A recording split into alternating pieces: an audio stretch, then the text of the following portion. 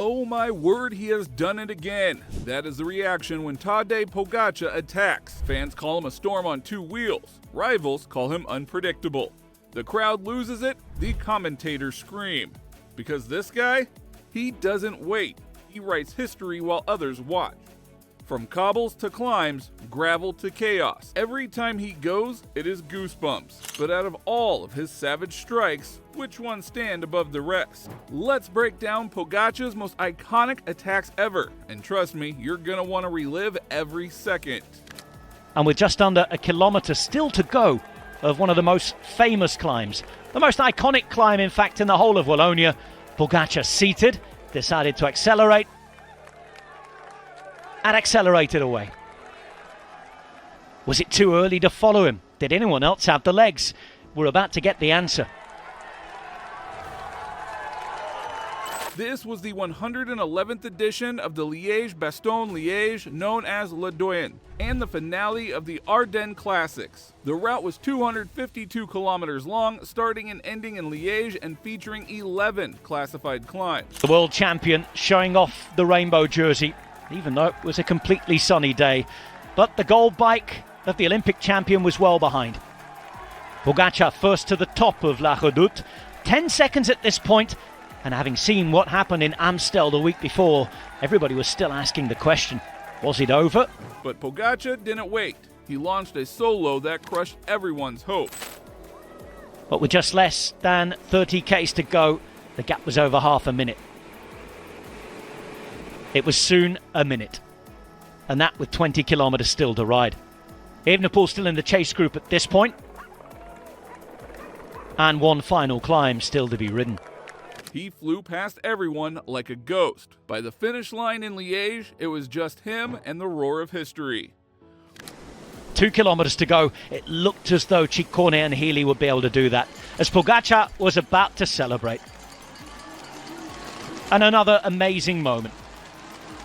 Continuing on his quest to be the best and crowning a sensational spring. Dedicating the victory to the memory of his late mother-in-law. And becoming the first man in history to finish 6 successive monuments on the podium. One monument down, but his legs weren't done talking yet. Did you know just 4 days earlier he turned Belgium upside down like never before? And here we get the acceleration now. UAE start to put the hurt on, and Pogačar goes on the wheel. Remco Evenepoel, David Formolo, Ben Healy. Behind them is Tish Benoot, and riders are going backwards. And here goes the move of the team of UAE for Pogačar to rip this race to pieces. This was the 89th edition of La Flèche Wallonne, a one-day road cycling race. The race covered a distance of 205.2 kilometers between Seney and Huy, Belgium. We're at the top of the climb now. We take the right-hander, so it's all going to be about the Mur de Huy. And just sitting, and now starts to go forward. Attack of the world champion. Pogačar starts to move on the descent. Remco Evenepoel trying to come through, and UAE trying to set things up now for Pogačar. The defining feature of the race is the steep final climb up the Mur de Huy with gradients exceeding 20%. But Pogačar, he attacked like gravity didn't exist. Riding well within himself, and here he goes. Here he goes, here he goes, he goes now and attacks. The world champion just rides away and leaves the best bike riders in the world for dust. Healy made a move on the right-hand side, but the world champion has just stamped his authority all over this race and just ridden away as though everyone else has their... 10 seconds, clear at the top. There is no answer right now. The world champion cruising his way to the top of this climb. It has been a perfectly executed... No drama, no panic, just pure climbing poetry. Today, this time, Pogačar rides solo to the top of the Mur de Huy. It is the world champion who wins Flèche Wallonne. Pogačar strikes gold yet again. From the Mur to the cobbles, you'd think Tuscany and Belgium were two different worlds. But for Tadej, every road is his runway. And Tadej Pogacar's making his move. 56 kilometers to go. Tadej Pogacar moves. There's no Van der Poel in the shot at the moment. There is Wout van Aert, and behind him, of course, Matteo Jorgensen as well. This was the 109th edition of the Men's Tour of Flanders, a prestigious one-day cycling classic. The race started in Bruges and covered 268.9 kilometers, featuring 16 cobbled climbs and 7 flat cobbled sections. It is Pogacar, it is Van der Poel, and we are starting to see gaps. Behind, Paulus is the one. But Pogacar, he doesn't care. It's Pogacar winding it up, and everybody else now has to follow. This man is about to lay down the law. Pogacar, Van der Poel, and then there's the gap. This could be the moment where, for the first time this spring, Mathieu Van der Poel can no longer hold on. Rivals cracked. There's another solo. This man is on another planet. When it goes to going uphill with these efforts that are super high watts, 3, 4, 5 minute efforts, there's just no one that can match. Now that's not just power. That is domination in its most beautiful form. And after he rides over the finish line here, he will now ride on to Roubaix. It's Pog at the double. And at 45. He had mastered the cobbles. Now time for something even rougher. The white gravel roads of Tuscany. The breakaway, 10 riders strong, soon became 6. And after 6 minutes, movement in the peloton behind soon made it less than a minute. 80 kilometers to go, exactly where Pogacar had attacked the year before. Tadej Pogacar aiming to be the first man since Fabian Cancellara to win this on 3 occasions. This was the 19th edition of Strade Bianche, a one-day road cycling race known for its white roads in Tuscany, Italy. The race covered a distance of 213 kilometers, but Pogacar crashed with 50 kilometers to go. Teammate. Talking of Pogacar, this then happened. A crash, a disaster it seemed. Pidcock getting away with it. Swift caught up behind, and the World Championship skin suit battered, ripped. The champion himself bruised, but not out. The adrenaline was pumping. He was back on his bike. It was time to chase on for dear life. Now most riders would fade, but not Pogacar. Swift was caught and passed. He'd be the real victim of the crash in the end, as Pogacar was looking like his old self on the bike. The gap was closing, but then it closed rather quickly. He dusted himself off, literally, and attacked over gravel up the steep Santa Caterina. The steep slopes where yet again he showed his power to ride away from Tom Pidcock. Into the heart of Siena arms raised, 3rd Strade Bianche win. I mean, who else does that? Seriously. And Tadej Pogacar arrives in Siena, showing that he wins when he wants. And at this race, particularly today, he wins how he wants. For the 3rd time, Strade Bianche, yet again, belongs to the great. From dusty roads to desert climbs, let's not miss his famous UAE tour. There, Pogacar had one more show. 26 kilometers an hour, due south it was, but the crosswinds, well, it meant that we had ourselves a reassembly of what had been already a fighting force up front of 12. They were joined by a group including Tadej Pogacar and many of the favourites. This was the 7th and final stage of the UAE Tour 2025. The stage covered 176 kilometers, from Al Ain Haza bin Zayed Stadium to Jebel Hafiti. Indeed, now it became a super group with Tadej Pogacar part of a 43-rider breakaway that started to impose itself on those that had missed out. Jebel Hafiti is a significant climb, approximately 10 kilometers long, with gradients that mainly range from 8 to 9% and peak at 11%. All about Jebel Hafit, and indeed how the attrition rate would reveal itself to us.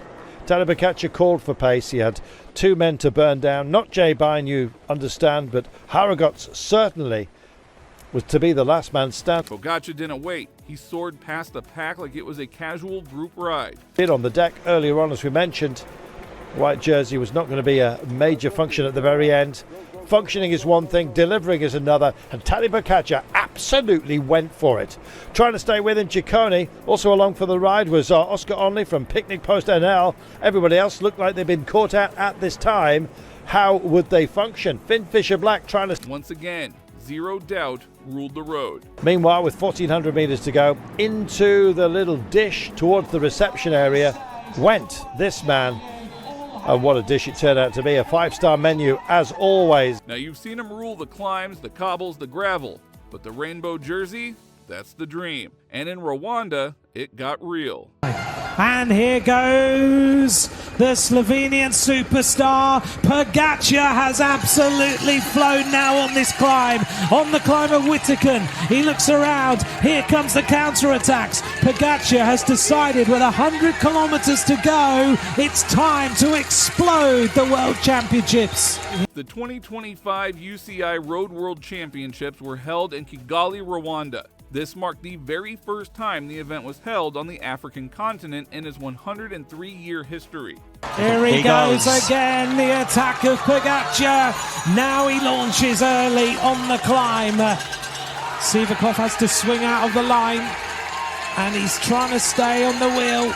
The power, the absolute sheer power that this... Rwanda delivered hills, heat, and heart. Pogačar fought at the front. That's too much. 51.6 kilometers to go, and Pogačar simply rides away from the rest of the field. He's decided that it's time, and Sivakov can do nothing at all to go with him. He didn't win the jersey, but the way he shaped the finale, that was pure class. The medal, he's done it with pure class and absolute style. An historic day. Triple crown, Tadej Pogačar, world champion! But don't worry, there's one race where no one gets close, where autumn falls and Pogačar rises. UAE Team Emirates looked cool, calm and collected. And in fact, Jan Christian and Finn Fisher-Black did much of the work for Tadej Pogačar. The world champion just refreshing himself through the day. And the big danger, of course, for UAE Team Emirates doing all of this work was that other teams were getting a free ride, most notably Enric Mas and Movistar, tucked in and happy for the time. This was the 118th edition of the Race of the Falling Leaves, a prestigious monument classic. 48 kilometers to go, Pogačar attacked, no hesitation. No one, literally no one, followed. It was time for Pogačar to launch. Well, the golden helmet of Remco Evenepoel looked around to see who else might be tempted to try and close the gap, and the answer was nobody. He just rode and rode and rode for his 4th straight 2 Lombardia title. Pogačar came to the last couple of curves. He knew the day was his. He also knew that this would be 4 Lombardia in a row, something only achieved by Fausto Coppi, who has 5 to his name. Crossed the line to stop the clock before lifting up his bike in celebration. Tadej Pogačar in charge, as he has been for much of the season. The last to do that, Fausto Coppi. Now that's not just a win, that there is legacy. Now let's rewind. Before gravel, before the rainbow chase, there's a moment that defined Pogačar's never look back mindset. 7 went away, but with Tom Scringe in the mix, that will be brought back. Then 5 riders rocked the road, already brought back with 100 k's to go. And UAE Emirates setting the pace on the front with 93 kilometers remaining. Tadej Pogačar racing for the first time this season. This was the 18th edition of the iconic White Roads Classic in Tuscany, Italy.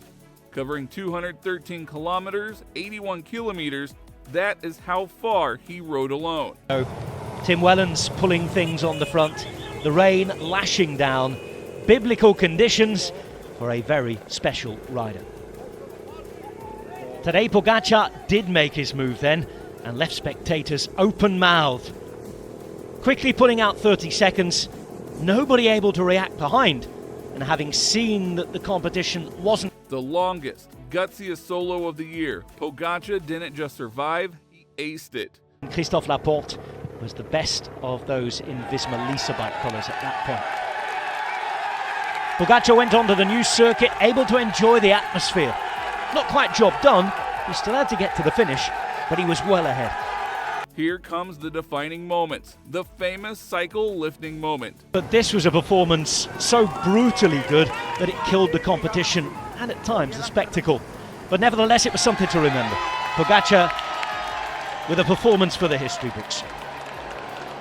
A chance to celebrate, realise what he'd done, and after he climbed Via Santa Caterina smiling, the place where normally it's a launch pad for those to really take their career to the stratosphere.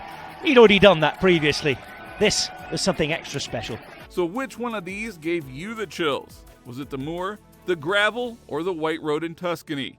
Let me know down in the comments, because legends like Pogačar make us all believe in the impossible. Click on the screen right now for the next video, as you won't believe what is coming.